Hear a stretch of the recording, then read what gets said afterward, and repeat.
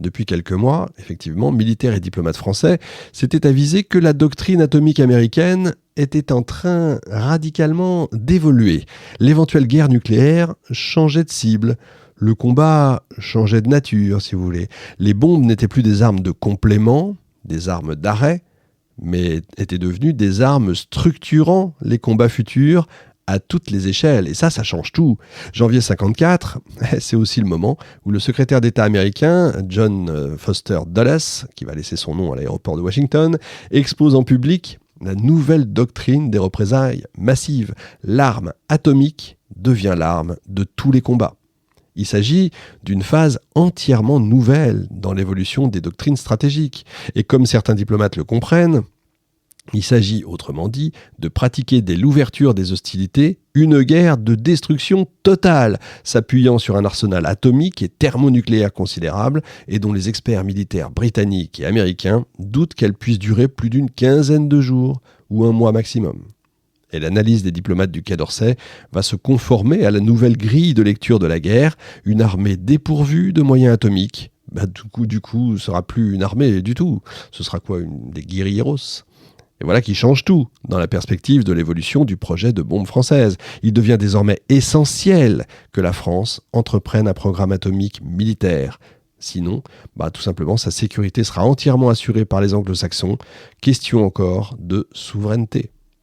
Ce qui ne laisse pas de choix au gouvernement de Pierre Mendès France. Ou la France dispose d'un programme atomique militaire, ou tout simplement, elle ne compte plus dans le concert des nations, et même au sein de l'Alliance Atlantique. En conséquence, la CED, qui privait la France ipso facto de son rang de grande puissance, allait prendre, comme on dit vulgairement, du plomb dans l'aile. Or, n'oubliez pas quand même qu'à l'image de tous les gouvernements de la 4ème République, le gouvernement Mendès France est en fait le résultat d'une coalition politique. Il réunit autour de lui des forces dont les orientations politiques sont contradictoires. Vous avez François Mitterrand qui siège avec Jacques Chaban-Delmas, par exemple. Pour gouverner, Mendès France avait dû mêler, comme on dit, le diable et l'eau bénite. D'ailleurs, dès son entrée en fonction, les gaullistes allaient agir dans l'ombre pour que la France poursuive sa route vers la maîtrise de l'arme atomique. Et Mendès France avait choisi André Pellabon comme directeur de cabinet. Or, souvenez-vous des noms que je vous ai donnés tout à l'heure, c'était un ami intime de Pierre Guillaumat, un de ceux qui ont monté un réseau d'espionnage à Berlin. Ils allaient donc composer avec le général Crépin, secrétaire général permanent pour la défense nationale, le trio combattant de la bombe. Le général Crépin est aussi un ancien de la France libre. La relation Guillaumat-Pellabon, née pendant la guerre dans les services secrets de la France libre, se poursuit tout au long du gouvernement de Mendès France. Ils agissaient en parfaite symbiose, sans bruit, efficacement et dans l'ombre. Outre ces hommes directement aux commandes, le second cercle des appuis, lui, était large. Si on songe que Michel Debré se tenait en sentinelle au Conseil de la République, que Christian Fouchet, Chaban-Delmas, le général Koenig était en embuscade au gouvernement ou à l'Assemblée, que le gaulliste général Quatroux pesait de tout son poids comme secrétaire d'État aux forces armées aériennes, que le non moins gaulliste général Ganneval, chef de la maison militaire du président de la République, poussait à la roue le président Coty, on peut dire qu'à l'Élysée, à Matignon ou au Quai d'Orsay, on s'accordait réellement sur la bombe. Du coup, Mendès France a été l'un des chaînons de la naissance de la bombe. En balayant la CED, il allait ménager l'avenir. Les chances atomiques de la France avaient été préservées. Vous avez compris, donc la CED ne va pas passer. Mais autour de lui et au sein du gouvernement, les opposants à la bombe étaient au moins aussi nombreux. Il y avait donc un gouvernement divisé. D'un côté, les partisans de l'intégration européenne, de l'autre, les partisans d'une solution nationale, et le réseau anti-bombe au sein du gouvernement fonctionnait d'une manière tout aussi efficace, sachez-le, que son rival pro-bombe, si j'ose dire. Parce que là encore, les solidarités de la résistance jouaient, mais sur l'autre bord, faut pas croire. Et figurez-vous qu'à la tête du CEA, le haut-commissaire Francis Perrin était le symétrique inversé de Pierre Guillaumat. Eh bien oui, croyez-le ou non, mais Francis Perrin se tenait au premier rang des militants anti-bombe. Il insistait notamment sur les difficultés techniques. Il rappelait que les Américains, pour faire leur première bombe, avaient rassemblé à Los Alamos, je cite, non seulement d'importants moyens matériels, mais surtout une équipe de nombreux physiciens et ingénieurs, ce qui est toujours sympathique pour l'équipe interne, là. Je reviendrai là encore dans l'émission sur le projet Manhattan, sur le chantier gigantesque de tout ça. Il poursuivait en rappelant que les États-Unis avaient disposé de physiciens de grande classe, sympa encore pour les siens, que les Anglais avaient piétiné 7 ans avant de parvenir à faire leur première bombe, qu'on ne pouvait pas faire une bombe en laboratoire, qu'il faudrait procéder à de vrais essais dans l'atmosphère, qu'on ne savait rien en France sur les calculs et les théories relatives d'une explosion nucléaire qui se développe en quelques 100 millionièmes de seconde, et qu'en cas d'échec, on gaspillerait des kilos de plutonium. Des sommes astronomiques s'envoleraient donc en fumée. On dépenserait des milliards pour rien.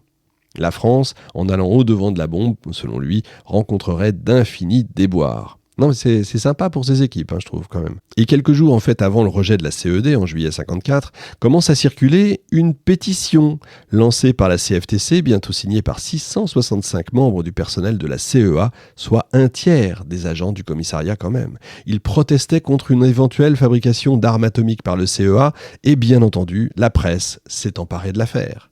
Autrement dit, le clan des adversaires de la bombe était très présent au sein même de l'entreprise qui devait la fabriquer. Petit aparté, dans les bombes atomiques, il y a 2 types de bombes, la bombe A et la bombe H. La bombe H, qu'on appelle aussi la bombe à hydrogène, bombe à fusion ou bombe thermonucléaire, est une bombe atomique dont l'énergie principale provient de la fusion de noyaux légers, plus puissante et plus complexe qu'une bombe à fission nucléaire, dite bombe A. Là, je vous lis ces 2 phrases de Wikipédia que j'ai vérifiées, mais qui sont suffisamment bien expliquées. C'est pour ça que je vous les donne. Pourquoi je vous fais cet aparté ? C'est juste pour rappeler que depuis août 1953, l'URSS dispose de la bombe H la plus puissante. La balance des forces atomiques ne va donc pas tarder à être un peu moins en faveur de l'Amérique. Tout doit donc être repensé. C'est encore une fois le contexte historique à prendre en compte. Et c'est dans ce contexte que le rejet de la CED a été une défaite diplomatique pour les États-Unis. Du coup, comme à leur habitude, les Américains vont envisager toutes sortes de représailles, fuite des capitaux, attaques contre le franc, encouragement aux députés MRP pour attaquer le gouvernement de Mendès France, suspension de toutes les aides aux membres de l'ACK, la Communauté européenne du charbon et de l'acier. Les Américains ne vont jamais pardonner, et dès qu'il le peut, en fait, Dulles va pousser discrètement au renversement de Mendès France. On a tendance à dire que quand on a des amis comme ça, on n'a pas besoin d'ennemis. L'ingérence américaine ne date donc pas d'aujourd'hui, bien entendu, j'allais dire quasi du premier jour de leur naissance. Avec tout ça, mais c'est intéressant d'ailleurs, c'est peut-être même là encore une émission à faire un jour.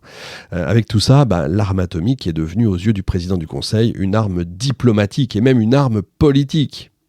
Mais comment manœuvrer dans un tel kaléidoscope politique ? Comment décider avec à la fois un CEA dont les 2 têtes parlent des langues différentes, un gouvernement dont les ministres étaient divisés, une Amérique méfiante, une URSS menaçante et, pour compliquer la chose, des militaires eux-mêmes divisés sur la question ? Eh bien, c'est ce que nous verrons dans le dernier épisode de cette incroyable saga. On verra comment, et je ne spoil personne évidemment, puisque vous savez qu'on l'a, la bombe, comment Mendès France va manœuvrer dans l'ombre, et comment le général de Gaulle, revenu au pouvoir, va encore accélérer les choses, malgré la guerre d'Algérie qui va là aussi jouer sur cette histoire. À la semaine prochaine.